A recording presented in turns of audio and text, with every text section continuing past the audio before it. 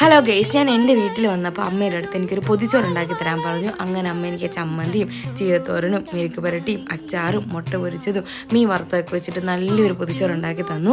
എനിക്ക് തോന്നുന്നത് നമ്മുടെ സ്കൂൾ ലൈഫും കോളേജ് ലൈഫും ഒക്കെ കഴിഞ്ഞിട്ട് ഒരു മിനിമം 2 വർഷമെങ്കിലും നമ്മുടെ പാരൻസിൻ്റെ കൂടെ നമ്മൾ ജനിച്ച് വളർന്ന വീട്ടിൽ നമ്മുടെ സഹോദരങ്ങളുടെ ഒപ്പം ജീവിക്കണം എന്നാണ് കേട്ടോ. കാരണം പിന്നീടൊന്ന് തിരിഞ്ഞു നോക്കുമ്പോൾ ലൈഫിൽ ഏറ്റവും അടിപൊളി കുറേ നിമിഷങ്ങളായിരിക്കും അത്.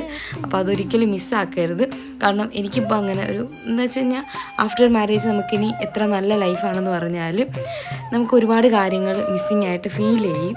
അപ്പോൾ അതുകൊണ്ട് ഏറ്റവും നല്ല മൊമെൻറ്റ്സ് ആണ്, അതാരും മിസ്സാക്കരുത്.